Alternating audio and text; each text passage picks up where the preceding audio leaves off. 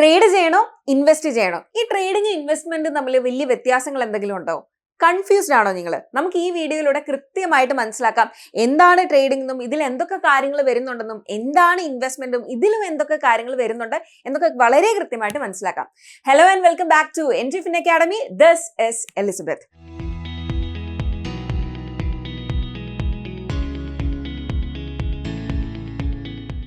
അപ്പോൾ നമുക്ക് ആദ്യം തന്നെ ഏറ്റവും ബേസിക്കിൽ നിന്ന് തുടങ്ങാം. എന്താണ് ഇൻവെസ്റ്റിംഗ് എന്നും എന്താണ് ട്രേഡിംഗ് എന്നും വളരെ സിമ്പിൾ ആയിട്ട് നമുക്ക് മനസ്സിലാക്കാം. എന്നിട്ട് നമുക്ക് ഇതിന്റെ ഒരു എക്സ്പ്ലെയിൻ ഡീറ്റെയിൽഡ് വേർഷൻസിലോട്ട് പോകാം. ആദ്യം തന്നെ ഞാനിപ്പോൾ ഇൻവെസ്റ്റിംഗിന്റെ കാര്യം പറയുവാണെങ്കിൽ നമുക്ക് നോക്കുവാണെങ്കിൽ ഈ ഇൻവെസ്റ്റിംഗ് എന്നൊക്കെ പറയുന്നത് നമുക്കൊരു എക്സാമ്പിൾ ആയിട്ട് പറയുവാണെങ്കിൽ ഇപ്പോൾ നമ്മളൊരു വീടൊക്കെ വാങ്ങുന്നു, അല്ലെങ്കിൽ നമ്മൾ ഏതെങ്കിലും ഒരു അപ്പാർട്ട്മെന്റ് വാങ്ങുന്നു, എന്നിട്ട് നമ്മൾ വർഷങ്ങളോളം അതിൽ താമസിക്കുന്നു, അല്ലെങ്കിൽ നമ്മൾ ഇതിന് വാടകയ്ക്ക് കൊടുക്കുന്നു. എന്നിട്ട് അപ്പം നമുക്ക് എന്താ റെന്റൽ ഇൻകം ഉണ്ട്. എന്നിട്ട് നമ്മൾ എന്ത് ചെയ്യും, കുറച്ച് വർഷം ഒരു 10ഓ 10ഓ 20ഓ വർഷം കഴിഞ്ഞിട്ട് നമ്മൾ എന്ത് ചെയ്യും, ഇതിനെ വിൽക്കുമ്പോഴത്തേക്കും നമുക്ക് എന്ത് കിട്ടും, നമ്മൾ വാങ്ങിയ പൈസേനെക്കാളും ഒരുപാട് കൂടുതൽ തുക കിട്ടുന്നുണ്ടാവും. സ്ഥലത്തിന്റെ എല്ലാം വില ഇങ്ങനെ കൂടത്തില്ലേ, അപ്പൊ ആ ഒരു തുക നമുക്ക് കിട്ടുന്നുണ്ടാവും. നമുക്ക് അതിനെ ക്യാപിറ്റൽ അപ്രീസിയേഷൻ എന്ന് പറയാം. അതായത് വലിയ രീതിയിലുള്ള ഒരു എമൗണ്ട് ആയിരിക്കും നമുക്ക് കിട്ടാനായിട്ട് പോകുന്നത്. ഇതാണ് ബേസിക്കലി ഇൻവെസ്റ്റിംഗ് കൊണ്ട് ഉദ്ദേശിക്കുന്നത്. അതായത് നമ്മളൊരു സാധനം വാങ്ങിയിട്ട് വർഷങ്ങളോളം അല്ലെങ്കിൽ ദശാബ്ദങ്ങളോളം നമ്മുടെ കയ്യിൽ വെക്കും. എന്നിട്ടായിരിക്കും നമ്മൾ ഇതിനെ വിൽക്കുന്നത്. അത് വിൽക്കുന്ന സമയത്ത് നമ്മൾ വാങ്ങിയ പൈസേനെക്കാളും ഒരുപാട് ഇരട്ടിയായിരിക്കും നമ്മൾ ഏൺ ചെയ്യുക. അപ്പോൾ ഇതാണ് ബേസിക് ആയിട്ട് ഇൻവെസ്റ്റിംഗ് എന്ന് പറയുന്നത്. പക്ഷേ ട്രേഡിങ്ങിനെ നമുക്ക് ഈ ഒരു എക്സാമ്പിൾ ത്രൂ മനസ്സിലാക്കുകയാണെങ്കിൽ നമ്മൾ ഈ റിയൽ എസ്റ്റേറ്റിൽ ഫ്ലിപ്പ് ചെയ്യാന്ന് പറയത്തില്ലേ, അതായത് നമ്മുടെ പ്രോപ്പർട്ടീസ് വാങ്ങിയിട്ട് അതിനെ ഫ്ലിപ്പ് ചെയ്യാന്ന് പറയത്തില്ലേ, അതുപോലെ നമുക്ക് ട്രേഡിങ്ങിനെ മനസ്സിലാക്കാനായിട്ട് പറ്റും. ഒരു എക്സാമ്പിൾ ആയിട്ട് പറഞ്ഞു തരുവാണെങ്കിൽ, ഞാനൊരു റിയൽ എസ്റ്റേറ്റ് പ്രോപ്പർട്ടി, ഏതെങ്കിലും നല്ലൊരു പ്രോപ്പർട്ടി വാങ്ങിക്കുന്നു, എന്നിട്ട് ചിലപ്പോൾ അതിനെ റിനോവേറ്റ് ചെയ്യുന്നുണ്ടോ അല്ലെങ്കിൽ എന്തെങ്കിലും കാര്യങ്ങൾ ചെയ്യുന്നുണ്ടാവും. എന്നിട്ട് ഞാൻ എന്ത് ചെയ്യുക, ഞാനതിനെ ഫ്ലിപ്പ് ചെയ്യുമായിരിക്കും ചെയ്യുന്നത്, വേറൊരാൾക്ക് അതിനെ വിൽക്കുമായിരിക്കും ചെയ്യുന്നത്. അതായത് വാങ്ങുക എന്നിട്ട് അതിനെ വിൽക്കുക. അതുപോലെ ഒരു ഷോർട്ട് ടേം പീരീഡിലേക്ക് കാര്യങ്ങൾ ചെയ്യുക. ഇതാണ് നമുക്കൊരു ട്രേഡിങ്ങിനെ നമുക്ക് ഈ ഒരു രീതിയിൽ മനസ്സിലാക്കാൻ പറ്റും. ഒന്ന് ലോങ് ടേമിലാണ് നമ്മൾ ചെയ്യുന്നത്, മറ്റേതോ ഒരു ഷോർട്ട് ടേമിലാണ് നമ്മൾ ചെയ്യുന്നത്. ഏകദേശം ഒരു ചെറിയ ഐഡിയ കിട്ടിയില്ലേ? ഇനി നമുക്ക് ഒരു എക്സാമ്പിൾ നോക്കാം. ഇപ്പൊ നിങ്ങൾക്ക് റിലയൻസ് ഇൻഡസ്ട്രീസിന്റെ കാര്യം നമുക്ക് എടുക്കാം. റിലയൻസ് ഇൻഡസ്ട്രീസ് നമുക്ക് അറിയാം, നമ്മുടെ ഭാവിയിൽ നമ്മുടെ എൻവയോൺമെന്റും കാര്യങ്ങളൊക്കെ അങ്ങനത്തെ പ്രൊട്ടക്ഷനും കാര്യങ്ങളൊക്കെ വരുന്നുണ്ട്. അല്ലെങ്കിൽ നമ്മൾ കൂടുതലും നമ്മുടെ പ്രകൃതിക്ക് ഇമ്പോർട്ടൻസ് കൊടുക്കുന്നുണ്ട്. അപ്പോൾ ചിലപ്പോൾ ഗ്രീൻ എനർജി അല്ലെങ്കിൽ കുറച്ചുകൂടെ സസ്റ്റൈനബിൾ ആയിട്ടുള്ള കാര്യങ്ങൾ, ഇതിനൊക്കെ കുറച്ചുകൂടെ ഊന്നൽ കൊടുക്കാൻ ചാൻസ് ഉണ്ട്. അപ്പോൾ റിലയൻസിന്റെ ഗ്രീൻ എനർജി ബിസിനസ് ഒരു 10 തൊട്ട് 15 കൊല്ലത്തിൽ നല്ല രീതിയിൽ ബൂം ചെയ്യും എന്ന് നമ്മൾ എക്സ്പെക്ട് ചെയ്യുന്നുണ്ട്. അതിനുവേണ്ടി നമ്മൾ ഇന്നേ ഇൻവെസ്റ്റ് ചെയ്തിടുക. ചിലപ്പോൾ 10-15 കൊല്ലം കഴിഞ്ഞിട്ട് നമുക്ക് അതിൽ നിന്ന് എന്തെങ്കിലും കിട്ടത്തുള്ളായിരിക്കും, അല്ലെങ്കിൽ അത്രയും രീതിയിൽ അത് വളരത്തുള്ളായിരിക്കും. പക്ഷെ നമ്മൾ അതിനുവേണ്ടി ഇന്നേ ഇൻവെസ്റ്റ് ചെയ്തിടുക, അന്ന് ഭാവിയിലേക്ക് എന്ന് പറഞ്ഞ് നമ്മൾ ഇൻവെസ്റ്റ് ചെയ്തിടുക. അതാണ് ബേസിക് ആയിട്ട് ഇൻവെസ്റ്റിംഗ് എന്ന് പറയുന്നത്. ട്രേഡിംഗ് എന്ന് പറയുമ്പോഴത്തേക്കും നമ്മൾ എന്ത് ചെയ്യുക, ഇതിപ്പോ ഒരാഴ്ചക്കുള്ളിൽ നല്ല രീതിയിലുള്ള റിട്ടേൺസ് വരാൻ ചാൻസ് ഉണ്ട്, എന്തെങ്കിലും നല്ല റിസൾട്ട് വരാൻ ചാൻസ് ഉണ്ട്, അല്ലെങ്കിൽ ഏതെങ്കിലും ഒരു സർട്ടൻ ലെവലിൽ നിന്ന് ഇനി മുന്നോട്ട് പോകാൻ ചാൻസ് ഉണ്ട് എന്ന് വിചാരിച്ച് നമ്മൾ എടുക്കുന്നതിനെയാണ് നമ്മൾ എന്ത് വിളിക്കുന്നത്, ട്രേഡിംഗ് എന്ന് വിളിക്കുന്നത്. ചിലപ്പോൾ നമ്മൾ ഒരുപാട് ഈ ഇൻവെസ്റ്റിംഗിലെ പോലെ തന്നെ ഒരു 100% 200 അങ്ങനെ വലിയ പെർസെൻറ്റേജ് ഒന്നും ഇവിടെ എക്സ്പെക്ട് ചെയ്യുന്നുണ്ടാകത്തില്ല. നമ്മൾ കുറച്ചുകൂടെ ചെറിയ പെർസെൻറ്റേജ് ആയിരിക്കും നമ്മുടെ മൈൻഡിൽ ഉണ്ടാകുക. ഇതാണ് ഏറ്റവും ബേസിക് ആയിട്ട് പറഞ്ഞാൽ ട്രേഡിങ്ങും ഇൻവെസ്റ്റിങ്ങും തമ്മിലുള്ള വ്യത്യാസം. ഇനി നമുക്ക് കുറച്ചുകൂടെ ഡീറ്റെയിൽഡ് ആയിട്ട് പോവാം.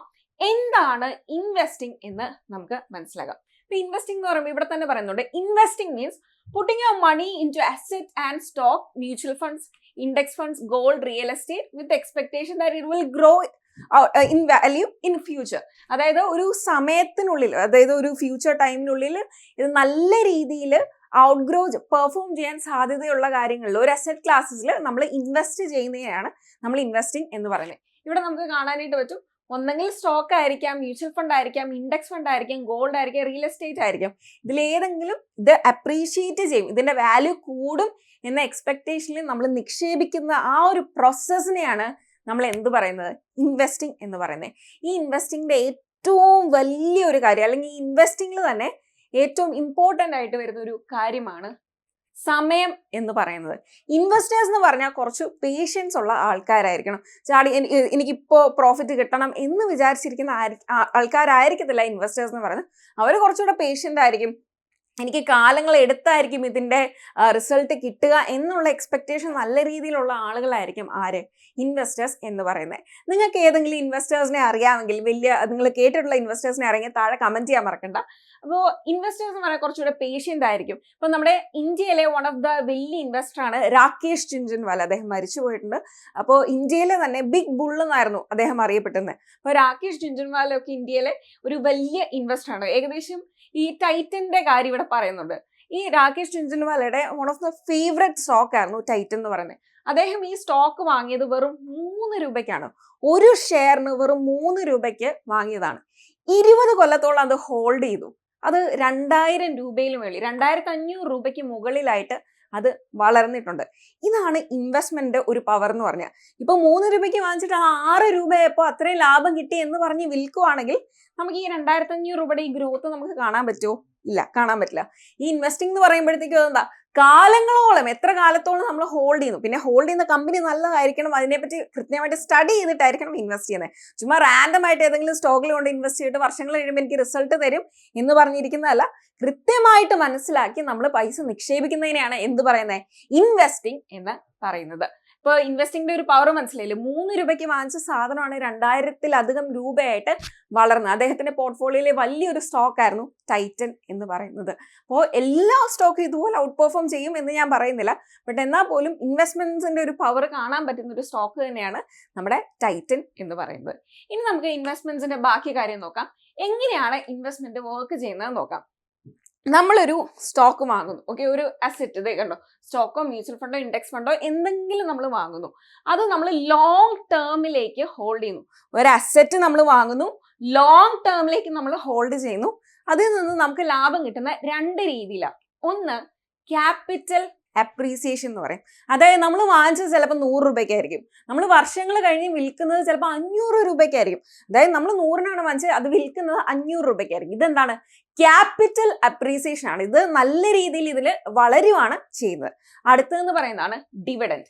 എല്ലാ കമ്പനീസും ഡിവിഡൻഡ് നൽകുന്നുണ്ടോ എന്ന് ചോദിച്ചാൽ ഇല്ല, എല്ലാ കമ്പനീസും ഡിവിഡൻഡ് നൽകുന്നില്ല.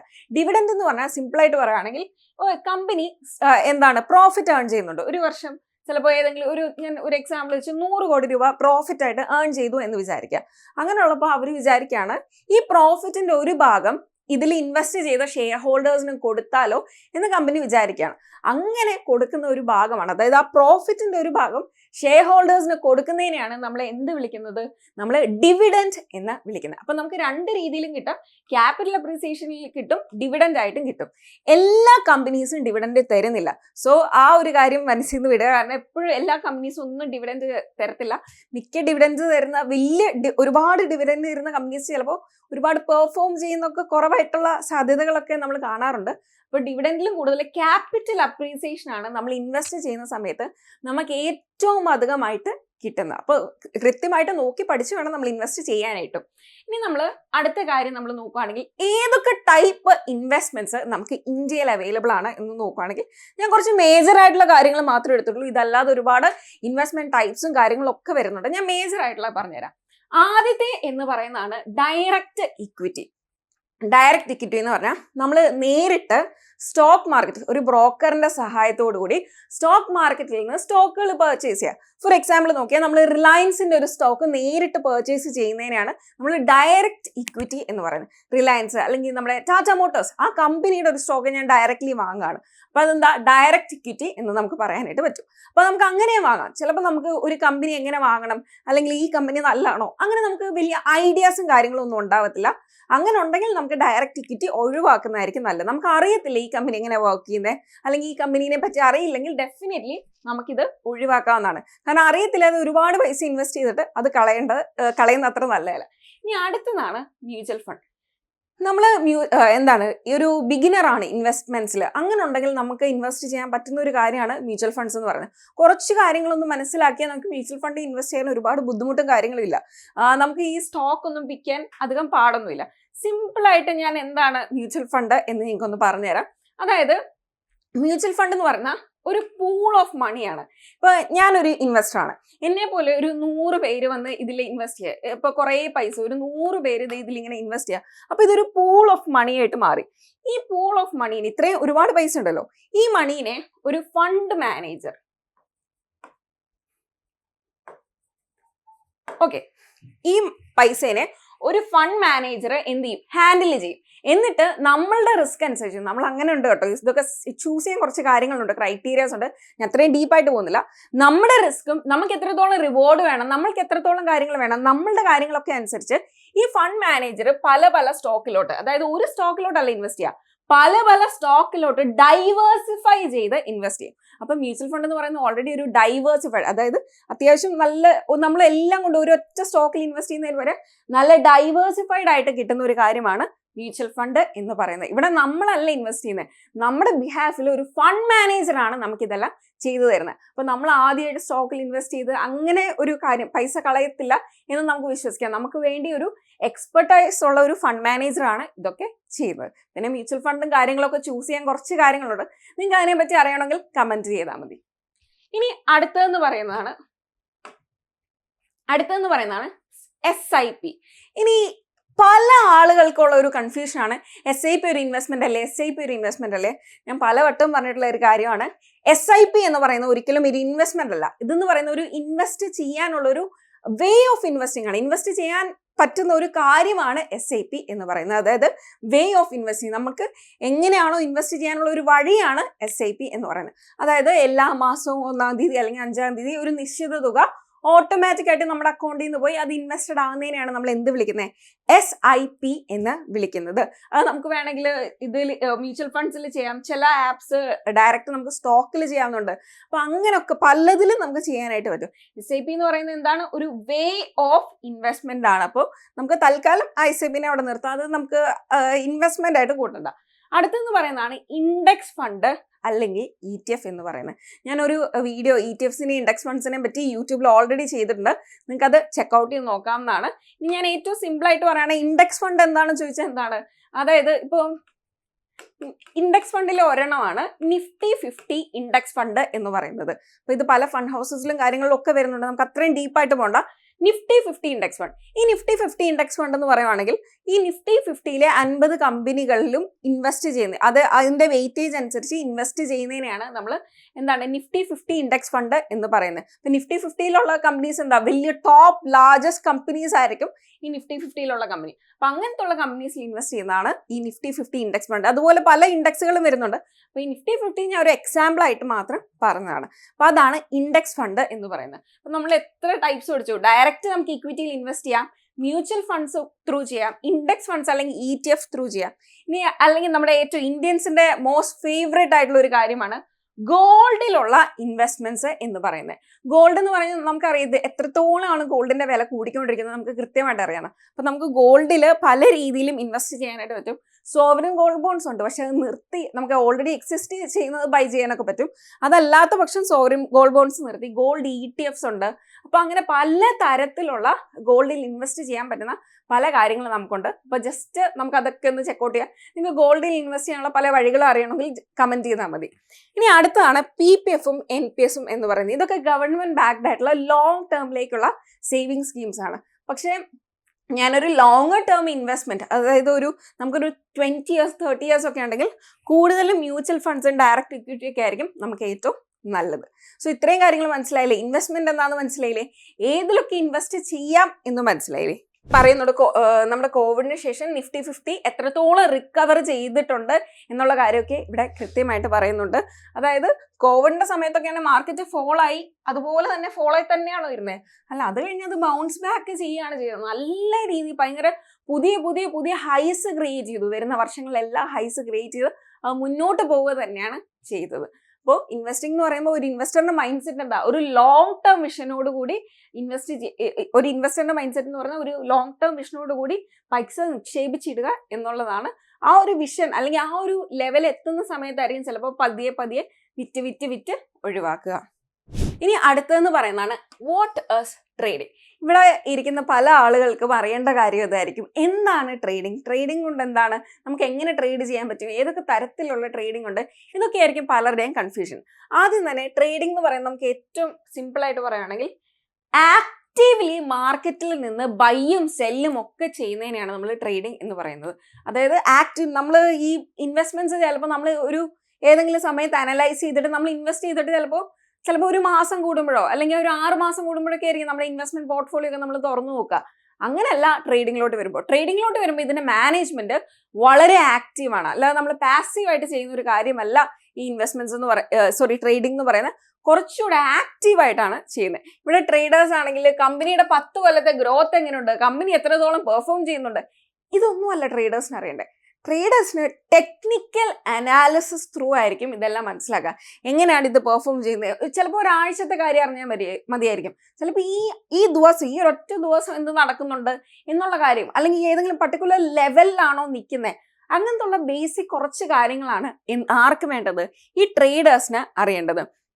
ഇപ്പൊ ഇൻവെസ്റ്റേഴ്സ് വർഷങ്ങളിലേക്കുള്ള കാര്യങ്ങളായിരിക്കും തിങ്ക് ചെയ്യുന്നത്. ഇൻവെസ്റ്റേഴ്സിന്റെ കാര്യമാണെങ്കിൽ വർഷങ്ങളോടുള്ള കാര്യങ്ങളായിരിക്കും തിങ്ക് ചെയ്യുക. പക്ഷെ ട്രേഡേഴ്സിന്റെ കാര്യം വരുമ്പോഴോ ഏതാനും നിമിഷങ്ങള്, ചിലപ്പോൾ മണിക്കൂറുകള്, ചിലപ്പോൾ കുറച്ച് ദിവസങ്ങളിലേക്കുള്ളത്, ഇത്രയും ആയിരിക്കും ട്രേഡേഴ്സിന്റെ കാര്യം. ഇൻവെസ്റ്റേഴ്സ് ലോങ് ടേം ഗെയിം ആയിരിക്കും. പക്ഷെ ട്രേഡേഴ്സ് എന്ന് പറയുമ്പോൾ എന്താ, കുറച്ചുകൂടെ ഷോർട്ട് ടേം പീരീഡിൽ നമ്മൾ അങ്ങോട്ടും പൈസ ഉണ്ടാക്കുന്ന ഒരു പ്രവൃത്തിയാണ് ട്രേഡിംഗ് എന്ന് പറയുന്നത്. ഇപ്പൊ നമ്മളുടെ ഇന്ത്യയിലെ ഏറ്റവും ഫേമസ് ആയിട്ടുള്ളത് നമ്മുടെ NSE BSE ആയിട്ടുള്ള അതിലുള്ള സ്റ്റോക്കുകളാണ് ഏറ്റവും ഫേമസ് ആയിട്ടുള്ളത്. നിഫ്റ്റിയും ബാങ്ക് നിഫ്റ്റിയും ഒക്കെയാണ് നമ്മളുടെ ഓപ്ഷൻസ് എന്ന് പറയുന്ന കാറ്റഗറിയിൽ ഏറ്റവും ഫേമസ് ആയിട്ടുള്ള. നിങ്ങൾക്ക് ഓപ്ഷൻസിനെ പറ്റി അറിയണമെങ്കിൽ നമ്മൾ ഓൾറെഡി വീഡിയോ ചെയ്തിട്ടുണ്ട്, ചെക്കൗട്ട് ചെയ്ത് നോക്കാവുന്നതാണ്. അതിൽ കൃത്യമായിട്ട് എക്സ്പ്ലെയിൻ ചെയ്യുന്നുണ്ട് എന്താണ് ഫ്യൂച്ചേഴ്സ്, ഓപ്ഷൻസ്, അതിന്റെ ഡീറ്റെയിൽഡ് കാര്യങ്ങൾ നമ്മൾ പറയുന്നുണ്ട്. പിന്നെ ഈ കറൻസി പെയർസ് അത്ര ഫേമസ് ഒന്നുമല്ല, ലിക്വിഡിറ്റി ഒക്കെ കുറവ്, അധികം ആൾക്കാർ ട്രേഡ് ചെയ്യാത്ത ഒരു ഇൻസ്ട്രുമെന്റ് ആണത്. പിന്നെ നമ്മുടെ commodity futures, gold, crude oil, അങ്ങനത്തെ ഉള്ള കാര്യങ്ങളിലൊക്കെ ട്രേഡിംഗ് വരുന്നുണ്ട്. അപ്പോൾ പല ഇൻസ്ട്രുമെന്റ്സിലും നമുക്ക് ട്രേഡ് ചെയ്യാനായിട്ട് സാധിക്കുന്നതാണ്. ഇനി ഇന്ത്യയിലെ ട്രേഡിങ്ങിന്റെ കാര്യം നമ്മൾ നോക്കുകയാണെങ്കിൽ പല രീതിയിലുള്ള ട്രേഡിംഗ് ഉണ്ട്. ഒരൊറ്റ രീതിയിൽ മാത്രമല്ല ട്രേഡിംഗ് ഉള്ള. ആദ്യത്തെ എന്ന് പറയുന്നതാണ് ഇൻട്രാഡേ ട്രേഡിംഗ്. ആദ്യത്തെ എന്ന് പറയുന്നതാണ് ഇൻട്രാഡേ ട്രേഡിംഗ്. ഇൻട്രാഡേ ട്രേഡിംഗ് എന്ന് പറഞ്ഞാൽ ആ പേര് തന്നെ ശ്രദ്ധിച്ചേ, ഇൻട്രാഡേ. അതായത് ഒരു ദിവസം സ്റ്റാർട്ട് ചെയ്ത് ആ ദിവസം തന്നെ എൻഡ് ചെയ്യും. നമ്മുടെ മാർക്കറ്റ് സ്റ്റാർട്ട് ചെയ്യുന്നത് രാവിലെ 9:15 ഈ ട്രേഡിംഗ്, ഇൻട്രാഡേ ട്രേഡിംഗ് എന്ന് പറയുമ്പോഴത്തേക്കും രാവിലെ 9:15 സ്റ്റാർട്ട് ചെയ്യും. ആ 3:30 ആ ട്രേഡ് കഴിഞ്ഞിട്ടുണ്ടാവും. ഈ ഒരു ടൈം 9:15 തൊട്ട് 3:30 ട്രേഡ് നടക്കുന്നത്. ഈ സമയത്ത് വേണമെങ്കിലും നടക്കാം. എൻട്രി ചെയ്യുന്നത് നടക്കും, എക്സിറ്റ് ചെയ്യുന്നത് നടക്കും. ഒരൊറ്റ ദിവസം ട്രേഡിംഗ് നടക്കുന്നതിനാണ് നമ്മൾ എന്ത് ചെയ്തത്, ഇൻട്രാഡേ ട്രേഡിംഗ് എന്ന് വിളിക്കുന്നത്. നമ്മൾ അത്യാവശ്യം ഒരു എക്സ്പീരിയൻസ് ഉള്ള ആളുകളായിരിക്കും കൂടുതൽ ഇൻട്രാഡേ ട്രേഡിംഗ് ഒക്കെ ചെയ്യുന്നത്. കാരണം എന്താ വെച്ചാൽ നമ്മൾ മാർക്കറ്റിന്റെ ഫ്രണ്ടിൽ ഉണ്ടായിരിക്കണം, കൃത്യമായിട്ട് അനലൈസ് ചെയ്യണം. ചിലപ്പോൾ നമ്മൾ ലോസ് വന്നാൽ വീണ്ടും റിവെഞ്ച് ട്രേഡ് എടുക്കാൻ സാധ്യതയുണ്ട്. അപ്പൊ അങ്ങനെയുള്ള കാര്യങ്ങളൊക്കെ ഉള്ളതുകൊണ്ട് തന്നെ ഒന്നെങ്കിൽ നമ്മൾ നല്ല രീതിയിൽ പേഷ്യൻസോടുകൂടി നിന്ന് പഠിച്ചു പോകണം, അതല്ലെങ്കിൽ കുറച്ചുകൂടെ എക്സ്പീരിയൻസ് ആകുമ്പോഴായിരിക്കണം ഈ ഇൻട്രാഡേ ട്രേഡിംഗ് പോലുള്ള കാര്യങ്ങൾ ചെയ്യേണ്ടത്. ഇനി രണ്ടാമത്തെ ഓപ്ഷനാണ് സ്വിംഗ് ട്രേഡിംഗ് എന്ന് പറയുന്നത്. സ്വിംഗ് ട്രേഡിംഗ് എന്ന് പറയുന്നത് നമ്മൾ ഫ്യൂ വീക്സ്, അതായത് നമുക്ക് ഫോർ എക്സാമ്പിൾ പറഞ്ഞാൽ ഈ ഒരു പ്രത്യേക സ്റ്റോക്ക് അത് ഏതെങ്കിലും നല്ല രീതിയിൽ മുന്നോട്ട് പോകും, മുകളിലോട്ട് പോകും, നമുക്ക് എക്സ്പെക്ടേഷൻ ഉണ്ട്, മാർക്കറ്റ് മേലോട്ട് തന്നെയായിരിക്കും ഈ സ്റ്റോക്കിൽ പോകുന്നത് എന്നുള്ള കാര്യത്തിൽ നമുക്ക് ഏകദേശം എക്സ്പെക്ടേഷൻ ഉണ്ടെങ്കിൽ ഡെഫിനറ്റ്ലി നമുക്ക് എന്ത് ചെയ്യാനായിട്ട് പറ്റും, ഇതുപോലുള്ള സ്വിംഗ് പൊസിഷൻസ് വാങ്ങിയിടാം. അതായത് ആ സ്റ്റോക്ക് വാങ്ങിയിടുന്നു, കൃത്യമായിട്ട് ആ ഒരു റാലി കഴിയുമ്പോൾ നമുക്ക് ഉറപ്പാണ് ഇതാണ് ഈ ഒരു ലെവലിലാണ് മാർക്കറ്റ് നിൽക്കുന്നത്, നമുക്ക് അറിയാം ഈ ഒരു ലെവലിലോട്ട് അതെന്തായാലും എത്തും, നമുക്ക് ഏകദേശം ഉറപ്പുണ്ട്. നമ്മുടെ ഒരു കാൽക്കുലേഷൻ, നമ്മൾ മാർക്കറ്റിനെ പഠിച്ചതും എല്ലാം വെച്ച് നമ്മൾ ടെക്നിക്കലി ഒക്കെ നോക്കുമ്പോൾ നമുക്ക് അങ്ങനെയാണ് കിട്ടുന്നത്. അങ്ങനെ ഉണ്ടെങ്കിൽ അതും ഇത്ര എത്തും എന്നറിയാം. അപ്പോൾ ഇവിടെ എത്തുമ്പോഴത്തേക്കും നമ്മൾ എക്സിറ്റ് ചെയ്യും. ചിലപ്പോൾ ഫ്യൂ ഡേയ്സ് അല്ലെങ്കിൽ കുറച്ചുകൂടെ വീക്സ് ഇതിന് എടുക്കുകയുള്ളായിരിക്കും. ആ ഒരു ടൈം പീരീഡിൽ ചെയ്യുന്ന ട്രേഡിങ്ങിനെയാണ് നമ്മൾ എന്ത് വിളിക്കുന്നത്, സ്വിംഗ് ട്രേഡിംഗ് എന്ന് വിളിക്കുന്നത്. ഒരു ടൈം പീരീഡ്, അതായത് ഒരു ഫ്യൂ ഡേയ്സ്, അത് ഒരു ദിവസത്തിലധികവും കുറച്ചുകൂടെ വീക്സ്, മാക്സിമം കുറച്ച് വീക്സ് എടുക്കുന്നതിനെയാണ് നമ്മൾ സ്വിംഗ് ട്രേഡിംഗ് എന്ന് വിളിക്കുന്നത്. ഇനി അടുത്തതാണ് പൊസിഷണൽ ട്രേഡിംഗ്. നമ്മൾ ഒരു ഫ്യൂ മന്ത്സിലേക്ക് ഒരു ട്രേഡിനെ ഹോൾഡ് ചെയ്യുന്നതിനാണ് പൊസിഷണൽ ട്രേഡിംഗ് എന്ന് പറയുന്നത്. അതായത് നമുക്കറിയാം ചിലപ്പോൾ ഈ ബഡ്ജറ്റ് ഒക്കെ വരുന്ന സമയത്ത് ഏതെങ്കിലും സെക്ടേഴ്സിനൊക്കെ പ്രത്യേകമായിട്ട് പ്രയോറിറ്റി കൊടുക്കുന്നുണ്ടാവും. അപ്പൊ ആ ഒരു രീതിയിലുള്ള സ്റ്റോക്കുകളെ നമ്മൾ കൂടുതലായിട്ട് ഹോൾഡ് ചെയ്യുന്നുണ്ടാവും. അപ്പൊ അങ്ങനെ അതിനെ ഹോൾഡ് ചെയ്ത് ചിലപ്പോൾ 6 മാസം വെക്കുന്നുണ്ടാവും, ചിലപ്പോൾ 3 മാസം വെക്കുന്നുണ്ടാവും. അതായത് ഒരു പ്രത്യേക ഒരു ടൈമിലോട്ട് നമ്മൾ വെക്കുന്നുണ്ടാവും. അതിനെയാണ് നമ്മൾ എന്ത് വിളിക്കുന്നത്, പൊസിഷണൽ ട്രേഡിംഗ് എന്ന് വിളിക്കുന്നത്. നമ്മുടെ സ്വിംഗ് കഴിഞ്ഞു വരുന്നതാണ് പൊസിഷണൽ ട്രേഡിംഗ്. പിന്നെ അടുത്തതാണ് ഫ്യൂച്ചേഴ്സ് ആൻഡ് ഓപ്ഷൻ ട്രേഡിംഗ്. ഈ ഫ്യൂച്ചേഴ്സ് ആൻഡ് ഓപ്ഷൻസ് എന്ന് പറയുന്നത് നമുക്ക് സ്വിംഗ് ആയിട്ടും ചെയ്യാം, ഇൻട്രാഡേ ആയിട്ടും ചെയ്യാം. ഫ്യൂച്ചേഴ്സ് ആൻഡ് ഓപ്ഷൻസ് എന്ന് പറഞ്ഞാൽ ബേസിക്കലി പറഞ്ഞാൽ നമ്മളൊരു അണ്ടർലൈങ് അസറ്റിന്റെ ബേസ് ചെയ്തിട്ട് ചെയ്യുന്ന ഒരു കാര്യമാണ് ഈ ഫ്യൂച്ചേഴ്സ് ആൻഡ് ഓപ്ഷൻസ് ട്രേഡിംഗ് എന്ന് പറയുന്നത്. ഒരു ബിഗിനർ ആണെങ്കിൽ ഒരു കാരണവശാലും നമ്മൾ പോകാൻ പാടില്ലാത്തൊരു സൈഡാണ് ഫ്യൂച്ചേഴ്സ് ആൻഡ് ഓപ്ഷൻസ്. അല്ലെങ്കിൽ നമ്മൾ എന്താണ് ചെയ്ത് പഠിച്ച് വന്നിട്ട് ചെയ്യേണ്ട ഒരു കാര്യമാണ് FNO ട്രേഡിംഗ് എന്ന് പറയുന്നത്. അല്ലെങ്കിൽ ലോസുകൾ വരാൻ ചാൻസ് കൂടുതലാണ്. കാരണം പെട്ടെന്നായിരിക്കും നമ്മൾ പൈസ ഉണ്ടാക്കുന്നത്. അത് നമ്മൾ ഏതെങ്കിലും ഒരു ട്രേഡ് ചെയ്യുമ്പോൾ ചിലപ്പോൾ നമ്മൾ വിചാരിക്കുന്നതിലും പെട്ടെന്ന് നമുക്ക് പൈസ കിട്ടിയെന്ന് വരും. അതുപോലെ തന്നെ പൈസ പോകാനും ചാൻസ് ഉണ്ട്. അപ്പോൾ പഠിച്ച് മാത്രം FNO പോലത്തുള്ള സെഗ്മെന്റ്സിൽ ചെയ്യുക. അല്ലാത്ത പക്ഷം FNO ചെയ്യേണ്ട എന്ന് വേണമെങ്കിൽ ഞാൻ പറയും. ഇനി അടുത്താണ് സ്കാൽപ്പിംഗ് എന്ന് പറയുന്നത്. സ്കാൽപ്പിംഗ് എന്ന് പറഞ്ഞാൽ പെട്ടെന്ന് തന്നെ ബൈ ചെയ്യുന്നു, പെട്ടെന്ന് തന്നെ വിൽക്കുന്നു. അതായത് ഒരു ഫ്യൂ മിനിറ്റ്സ് മാക്സിമം നമ്മുടെ ആ ട്രേഡ് വരത്തുള്ളൂ. സ്കാൽപ്പ് ചെയ്യാന്ന് പറയാം. അതായത് ബൈ ചെയ്യുന്നു, കുറച്ച് കഴിയുമ്പോൾ തന്നെ നമ്മൾ സെല്ല് ചെയ്തിട്ടുണ്ടാവും. ചെറിയ പോയിന്റ്സ് ആയിരിക്കും ക്യാച്ച് ചെയ്യുന്നത്. നമ്മൾ ഒരുപാട് ക്യാപിറ്റൽ കൂട്ടിയിട്ടിട്ടായിരിക്കും ട്രേഡ് ചെയ്യുന്നത്. ബിഗിനേഴ്സ് അത് ചെയ്യേണ്ട എന്നേ പറയുള്ളൂ. ബിഗിനേഴ്സ് ബേസിക് ആയിട്ട് ചെയ്തുകൊണ്ട് നമുക്ക് സ്വിംഗ് ട്രേഡിങ്ങിൽ നിന്ന് സ്റ്റാർട്ട് ചെയ്യാം. അല്ലെങ്കിൽ ഇൻട്രാഡേ ചെറിയ ക്യാപിറ്റൽ ചെയ്തൊരു 6 months to 1 year ചെയ്ത് പഠിച്ചതിന് ശേഷം മാത്രം നമുക്ക് എന്ത് ചെയ്യാം, അടുത്ത സെഗ്മെന്റ്സിലോട്ട് പോകാം. അപ്പോൾ ആ ഒരു പേഷ്യൻസ് ഉണ്ടെങ്കിൽ മാത്രമേ നമുക്ക് ട്രേഡിങ്ങിൽ വിജയിക്കാനായിട്ട് സാധിക്കുകയുള്ളൂ. അടുത്തതാണ് എങ്ങനെയാണ് ട്രേഡിംഗ് വർക്ക് ചെയ്യുന്നത് എന്ന് നമുക്ക് നോക്കുകയാണെങ്കിൽ നമുക്ക് ഒരു സിമ്പിൾ ഐഡിയ പറയുവാണെങ്കിൽ നമുക്ക് ഏകദേശം ഒരു ഐഡിയ ഉണ്ട്. ഇന്ന് മോർണിംഗ് ഈ ഒരു സ്റ്റോക്കിന്റെ ABC എന്ന് പറയുന്ന ഈ ഒരു സ്റ്റോക്കിന്റെ വില ഒരു ഉച്ചയാകുമ്പോഴത്തേക്കും 110 രൂപ എത്തും, അല്ലെങ്കിൽ ഇന്നത്തെ ദിവസം 110 രൂപ എത്തും എന്നുള്ള ഒരു എക്സ്പെക്ടേഷൻ നമുക്കുണ്ട്. നമ്മൾ ഇതിനെ ടെക്നിക്കലും കാര്യങ്ങളും ഒക്കെ നോക്കി ഇത് ഇങ്ങനെയാണ് എന്നൊക്കെ മനസ്സിലാക്കി അതിനുശേഷം 110 എത്തുമെന്ന് ഉറപ്പുണ്ട്. അപ്പൊ നമ്മൾ എന്ത് ചെയ്തു, രാവിലെ ചിലപ്പോൾ ഒരു 10 മണി എന്ന് വിചാരിക്കാം. 10 മണിയായപ്പോൾ ഒരു എൻട്രി നമ്മൾ എൻട്രി ചെയ്യുന്നു. എൻട്രി ചെയ്ത് കഴിഞ്ഞ് അപ്പൊ 110 ഒക്കെ എത്തുന്ന സമയത്ത് നമുക്ക് എന്ത് ചെയ്യാൻ പറ്റും, എക്സിറ്റ് ചെയ്യാനായിട്ട് പറ്റും. നമ്മൾ ഇപ്പോൾ 110 എന്ന് പറയുമ്പോൾ നമുക്ക് ഇവിടെ എത്ര രൂപ പ്രോഫിറ്റ് കിട്ടി, ഒരു ഷെയറിന് 10 രൂപ വെച്ച് പ്രോഫിറ്റ് കിട്ടി. അപ്പൊ 10 ഇൻറ്റു നമ്മൾ എത്രയാണോ ഷെയർ എടുത്തത് അത്രയും രൂപ നമുക്ക് പ്രോഫിറ്റ് ആയിട്ട് ലഭിക്കുന്നതാണ്. ഇനി നമ്മുടെ വ്യൂവിന് ഓപ്പോസിറ്റ് പോയാൽ അവിടെ ലോസും വരുന്നതാണ്. അതുകൂടെ എപ്പോഴും മനസ്സിലാക്കാം. പ്രോഫിറ്റ് മാത്രമല്ല നമുക്ക് ലോസും ഇതിന്റെ പാർട്ടായിട്ട് തന്നെ വരുന്നതാണ്. അപ്പൊ ഞാൻ എൻ്റെ ഓപ്ഷൻ ട്രേഡിംഗ് എന്ന് പറയുന്ന ഒരു വീഡിയോ ചെയ്തിട്ടുണ്ടായിരുന്നു. അതിൽ എൻ്റെ PNL കാണിച്ചിട്ടുണ്ട്. അതിൽ നിങ്ങൾക്ക് കാണാൻ പറ്റും ലോസ് എന്ന് പറയുന്നത് അവിടെ ഉണ്ട്, പ്രോഫിറ്റും ഉണ്ട്, അതിന്റെ കൂടെ തന്നെ ലോസും വരുന്നതാണ്. അപ്പോൾ ആ ലോസ് നമുക്ക് ഇന്നെവിറ്റബിൾ എന്ന് പറയാം. അത് നമുക്ക് ഒരിക്കലും മാറ്റി നിർത്താൻ പറ്റാത്ത കാര്യമാണ്. ലോസും എന്തായാലും വരുന്ന ഒരു കാര്യം തന്നെയാണ്. ഇങ്ങനെയാണ് ട്രേഡിംഗ് വർക്ക് ചെയ്യുന്നത്. അതായത് നമ്മൾ ഒരു പർട്ടിക്കുലർ എമൗണ്ടിന് വാങ്ങിക്കും, എന്നിട്ട് നമ്മൾ അതിനെ സെല്ല് ചെയ്യുകയായിരിക്കും ചെയ്യുന്നത്. അങ്ങനെ ആ ബൈയും സെല്ലിന്റെ ഇടയിൽ വരുന്ന ആ ഒരു ഇതിനെയാണ് നമ്മുടെ പ്രോഫിറ്റ് അല്ലെങ്കിൽ ലോസ് എന്ന് നമ്മൾ വിളിക്കുന്നത്. ഇനി ഏതൊക്കെ ടൂൾസ് ആണ് നമ്മൾ ട്രേഡിങ്ങിന് വേണ്ടി ഉപയോഗിക്കുന്നത് എന്ന് നമുക്ക് മനസ്സിലാക്കാം. നമ്മൾ മേജറായിട്ട് യൂസ് ചെയ്യുന്നത് ടെക്നിക്കൽ അനാലിസിസ് ആണ്. ടെക്നിക്കൽ അനാലിസിസ് എന്ന് പറഞ്ഞാൽ എന്താ, നമ്മൾ ബേസിക് ആയിട്ട് നമ്മുടെ ചാർട്ടുകള്, ക്യാൻഡിൽ സ്റ്റിക്സിനെ ഒക്കെ പറ്റി ഞാൻ വീഡിയോ ചെയ്തിട്ടുണ്ട്, നിങ്ങൾക്ക് ചെക്കൗട്ട് ചെയ്യാം. അത് ഡീറ്റെയിൽഡ് ആയിട്ട് പറയുന്നുണ്ട്. അപ്പൊ ചാർട്ടുകള്, ക്യാൻഡിൽ സ്റ്റിക്സ് അതേപോലൊക്കെ നമ്മൾ യൂസ് ചെയ്ത് അതിനെ മനസ്സിലാക്കി നമ്മൾ ട്രേഡ് ചെയ്യുന്നതിനെയാണ് നമ്മൾ എന്ത് വിളിക്കുന്നത്, ടെക്നിക്കൽ അനാലിസിസ് എന്ന് പറയുന്നത്. ഇപ്പൊ നമ്മൾ ഇവിടെ ഒരു ചാർട്ട് പാറ്റേൺസിന്റെ ഒക്കെ കാര്യം പറയുന്നുണ്ട്. നമ്മുടെ head and shoulders, double top, double bottom, support, resistance. അതായത് ചിലപ്പോൾ നമ്മൾ ഈ റെസിസ്റ്റൻസ് എന്ന് പറയുന്ന ഒരു ലെവൽ നിങ്ങൾ അങ്ങനെ വിചാരിക്കാം. റെസിസ്റ്റൻസ് എന്ന് പറയുന്ന ഈ ഒരു ലെവലിലാണ് മാർക്കറ്റ് ഇതിനിങ്ങനെ ക്രോസ് ചെയ്ത് നിൽക്കുകയാണ്. യൂഷ്വലി റെസിസ്റ്റൻസിനെ ക്രോസ് ചെയ്താൽ നമുക്ക് മനസ്സിലാക്കാം മാർക്കറ്റ് ചിലപ്പോൾ മുകളിലോട്ട് പോകാനാണ് സാധ്യത എന്ന് നമുക്ക് മനസ്സിലാക്കാം. അപ്പൊ അതുപോലെ തന്നെ നമ്മൾ ഇതിനെ മനസ്സിലാക്കി ടെക്നിക്കലി പഠിച്ച് അവിടെ നമ്മൾ എന്താണ് എൻട്രി ചെയ്തിട്ട് നമ്മൾ എന്ത് ചെയ്യും, ഒരു പർട്ടിക്കുലർ ലെവലിൽ എത്തുന്ന സമയത്ത് നമ്മൾ എക്സിറ്റ് ചെയ്യുന്നതിനെയാണ് നമ്മൾ എന്ത് വിളിക്കുന്നത്, ടെക്നിക്കൽ അനാലിസിസ് എന്ന് വിളിക്കുന്നത്. അതായത് നമ്മളിവിടെ ഒരിക്കലും ആ കമ്പനി എങ്ങനെയാണോ, കമ്പനി എത്രത്തോളം പെർഫോം ചെയ്തു, അടുത്ത 10 കൊല്ലത്തിൽ എന്തായിരിക്കും, അതൊന്നും നമ്മൾ ആലോചിക്കുന്നില്ല. നമ്മളൊരു പർട്ടിക്കുലർ ലെവലിൽ അത് ബ്രേക്ക് ചെയ്യുന്ന സമയത്ത് നമ്മൾ എൻട്രി ചെയ്യുന്നു, ഒരു പർട്ടിക്കുലർ ലെവൽ ആവുന്ന സമയത്ത് എക്സിറ്റ് ചെയ്യുകയും ചെയ്യുന്നു. ഇതാണ് ബേസിക്കലി ടെക്നിക്കൽ അനാലിസിസ് എന്ന് പറയുന്നത്. ഓവറായിട്ട് ആ കമ്പനീനെ കീറി മുറിച്ച് നമ്മൾ പഠിക്കുകയല്ല ചെയ്യുന്നത്. ഇൻസ്റ്റന്റ് നമ്മൾ എന്താണ് ചെയ്യുന്നത്, ഒരു ലെവൽസിനെ ബേസ് ചെയ്ത് നമ്മൾ ട്രേഡ് എടുക്കുന്നതിനെയാണ് ടെക്നിക്കൽ അനാലിസിസ് എന്ന് പറയുന്നത്. ടെക്നിക്കലി ആ ചാർട്ടിനെ പഠിക്കുക, സ്റ്റോക്കിനെ പഠിക്കുക, എന്നിട്ട് ട്രേഡ് ചെയ്യുക. അടുത്തത് ഓപ്ഷൻ ചെയിൻ.